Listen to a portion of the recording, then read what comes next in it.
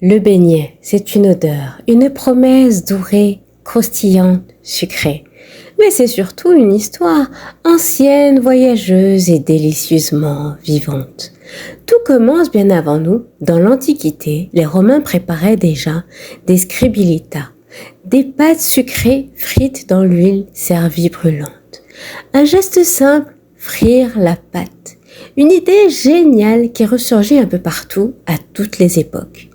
Mais c'est au Moyen-Âge, en France, que le beignet tel qu'on le connaît commence à prendre forme. On l'appelle bugne, du mot bosse. On le prépare pour Mardi Gras, juste avant le carême. Une gourmandise populaire faite pour réchauffer les mains et le cœur. Puis le beignet voyage. Les colons français l'emmènent en Louisiane et il devient l'emblème de la Nouvelle-Orléans recouverte de sucre glace, souvent servi avec un café au lait. Au Maghreb, il se transforme en sponge, léger, sans sucre dans la pâte, mais plongé dans le miel. En Afrique de l'Ouest, le beignet devient beaufrotte ou mikate, moelleux, souvent vendu au coin des rues.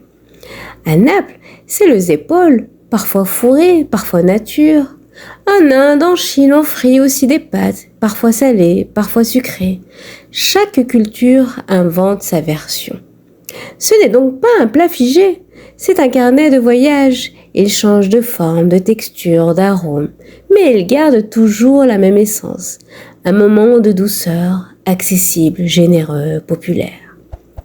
Le beignet n'a pas une seule origine, mais il a une âme commune, celle du partage et du plaisir simple.